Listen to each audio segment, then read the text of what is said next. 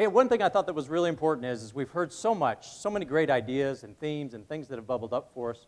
We crystallized this a little bit in what Karina over there at Converse Sketch would call a call to action last night, thinking about the roundtable. I thought it was important for us to be able to close that off just a little bit, think about what we saw, what we heard, and maybe what we didn't talk about, and then what are the next steps that we need going forward.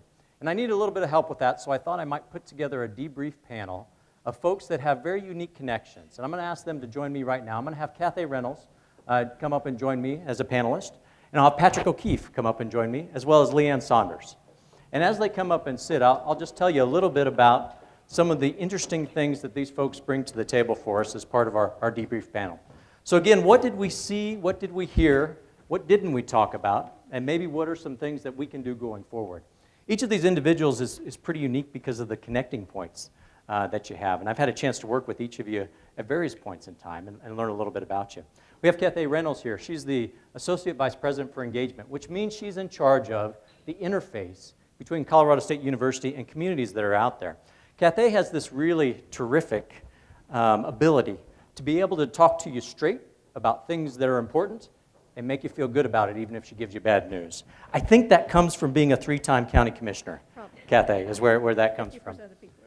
But that's that connecting point for us when it comes to Kathay is really around her ability to be able to reach out to communities and understand what's taking place in the minds of the folks that are there. So I really appreciate that. Patrick O'Keefe is with us. He's a Senior Vice President for CH2M. And Patrick is actually the program manager for the National Western Center from CH2M's perspective. They're at the National Western Center in Denver, Colorado. That's about a $1.5 billion project with many different organizations, a large footprint, very large one. The neat thing about Patrick is he's worked on these big, complex projects before. Whether that be Olympics in London and the Paralympics there, had a key role in that. Whether that be working around Rocky Flats and some of the things that they've done in the wildlife refuge that's taken place there. But you touch a lot of different industries within Colorado, not just the ag industry. And so that's a unique connecting point that Patrick brings to us. Are you calling me erratic? I like to think of it as a collector. A collector is what that is, right? So Leann Saunders is here too. Leann Saunders is a co-founder and the chief operating officer from Where Food Comes From. So when you think about third-party verification, source verification, that can match agricultural producers to markets or specific regulations, it's Leann's company that does that for us. Probably leading in North America, certainly, in providing that space. So her connecting point has to do with the value chain and thinking about how engaging people with those markets. So 3 individuals, great expertise around this. Ground rules for you folks, there are no ground rules. I'm going to pitch you a few questions, and then if you want to interrupt each other, argue with each other, talk about what you've seen, what you've heard, let's go ahead and do that a little bit, okay? All right, so let me come on over. I want to kick it off for just a second, thinking about this summit that we have. Early on we talked about aha moments, right?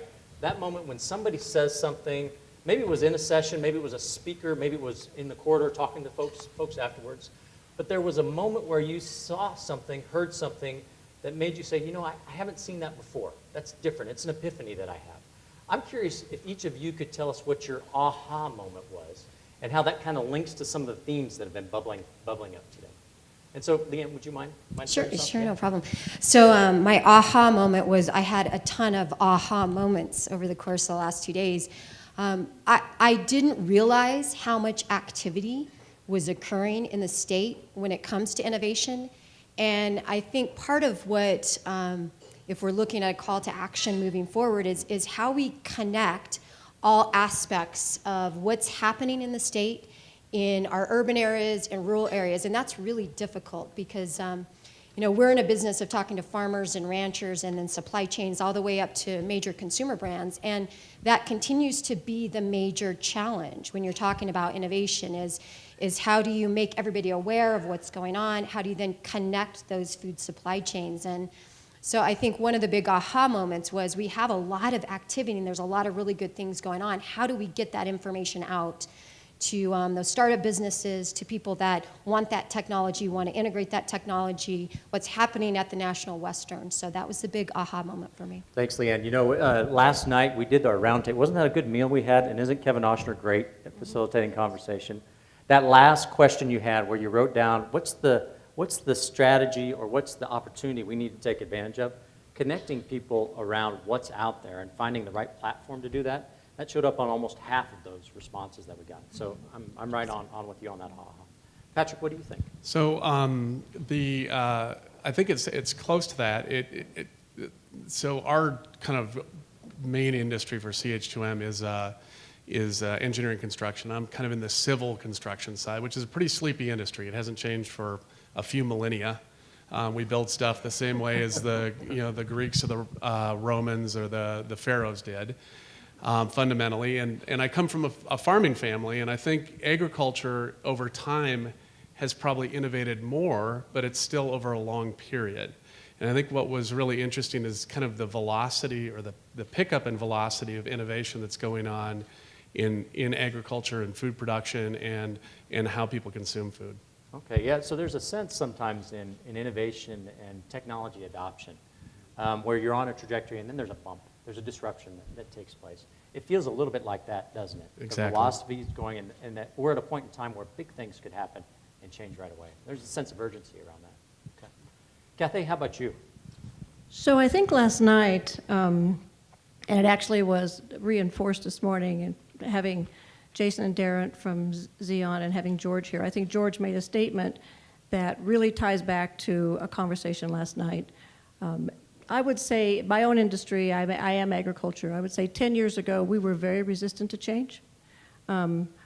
If you bred Hereford cows, you bred Hereford cows, and you didn't talk to your neighbor who bred Angus cows because you might get together at Christmas. But aside from that, in these past 10 years, the coming together of innovation, when George said this morning that this is a sea change, what Xeon and a lot of the companies are looking at, I think what he meant is agriculture is now ready and recognizes that innovation is going to happen.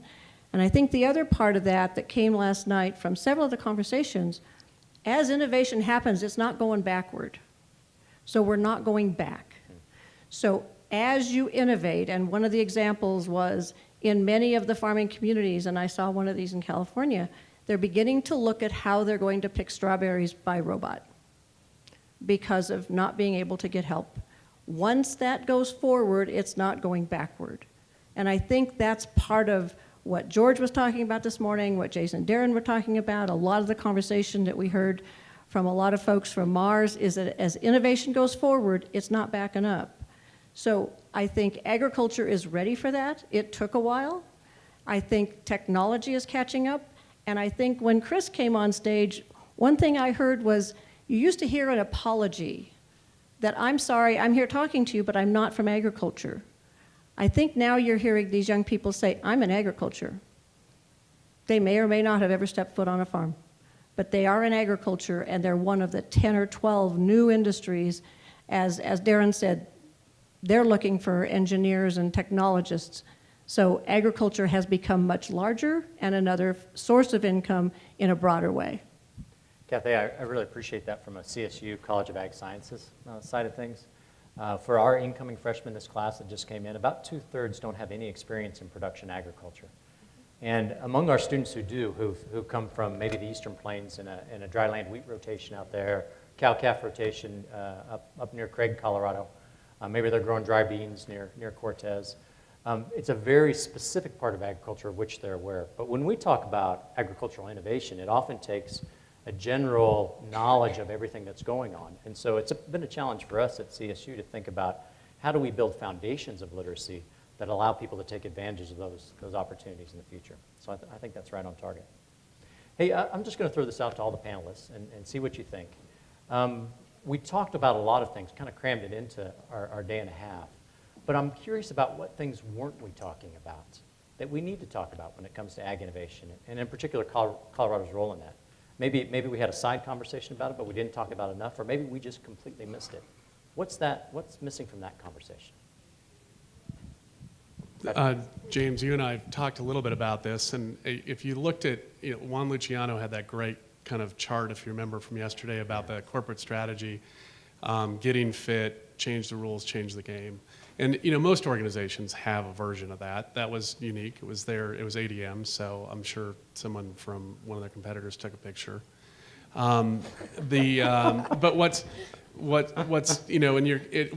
what it says is a process, and I think the purpose of this summit is aspirational. It's kind of, where do we go in ag innovation? But that's kind of that change in the game end result that you always see in strategies, where we kind of are as a state, in a university, in a group. I think is more in the getting fit and deciding what we're good at. And I think there's so many places you can go, but you can't go everywhere.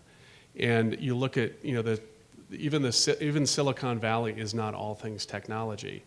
And I think the challenge for us as a state, and frankly at National Western Centers, we build out the programming and the physical structure that carries it, is what is our purpose? And it can be broad, and it doesn't mean you can't do things that you aren't specialized in, but if you don't specialize, you won't draw the people that have money, you won't draw the talent, you don't connect it to the university, you don't give the long lead to the dean to plan for the people that he's training to fill that.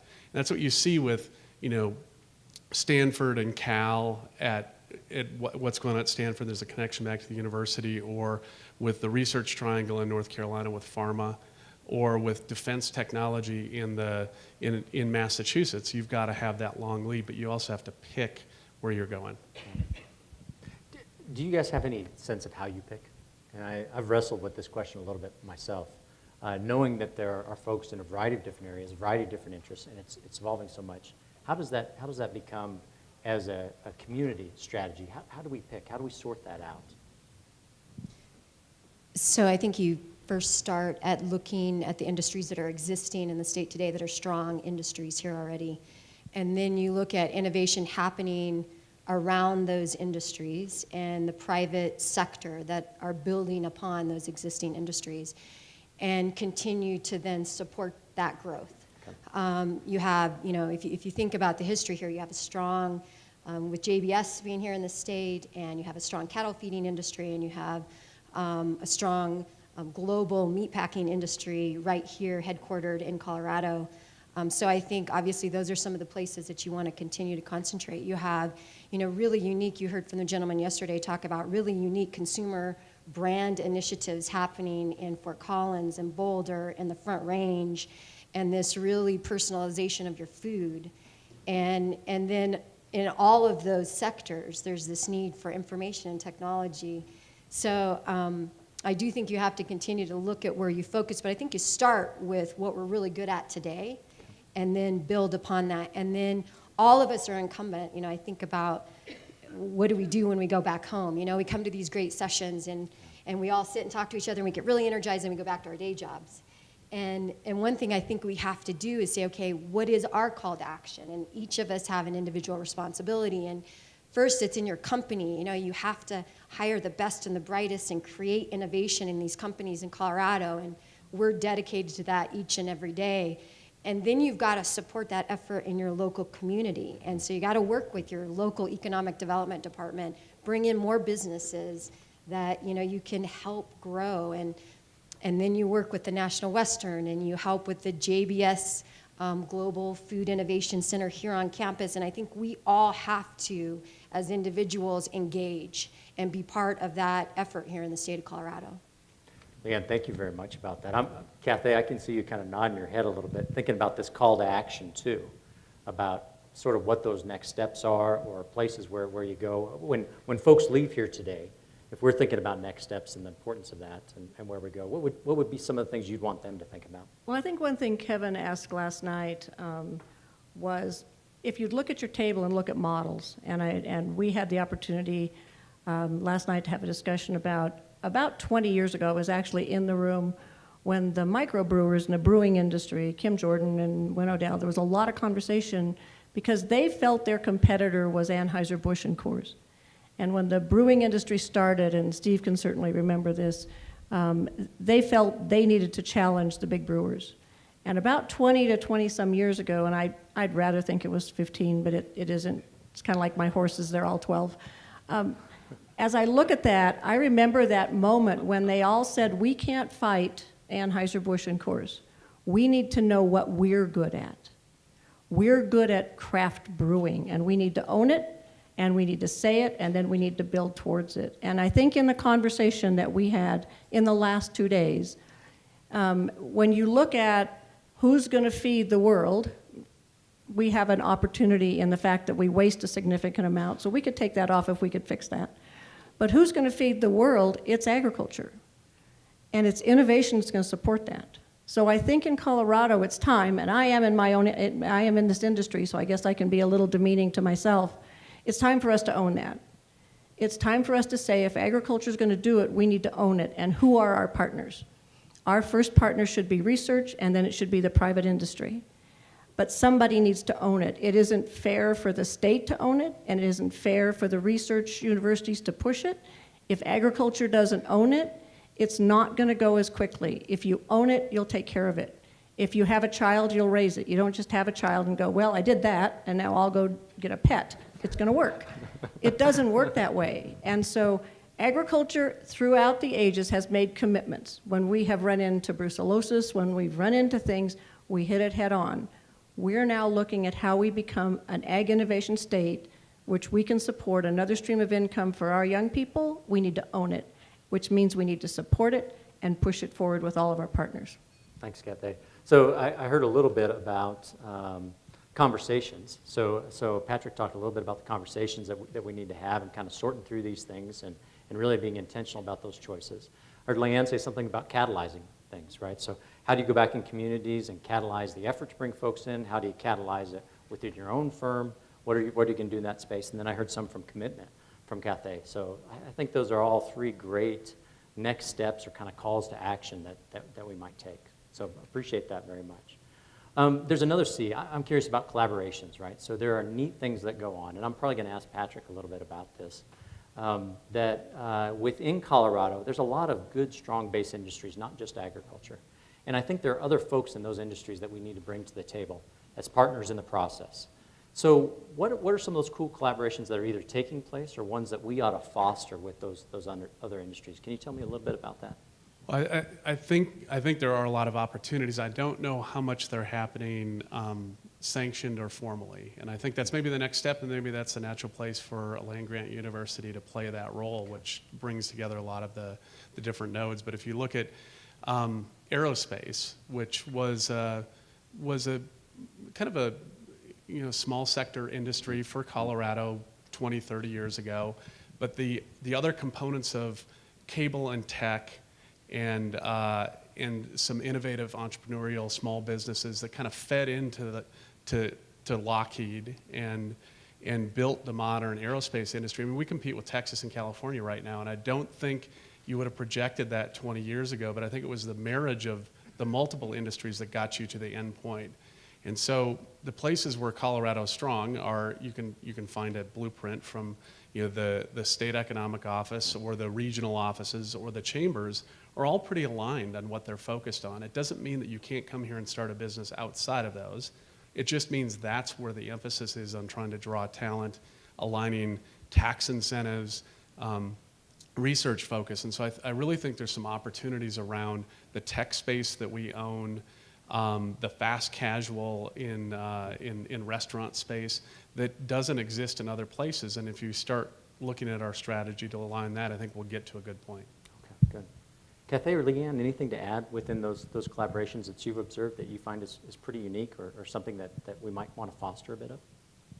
So I would just say the more that you have collaboration across different disciplines, the more diversity of ideas you have that come to the table, and then oftentimes you come up with a much better solution. So I think a lot of the speakers talked about that over the course of the last 2 days, that in order to really get disruptive change and serious innovation, you have to allow diverse ideas at the table and listen to everything with an open mind to come up to the best solutions. So yes, absolutely.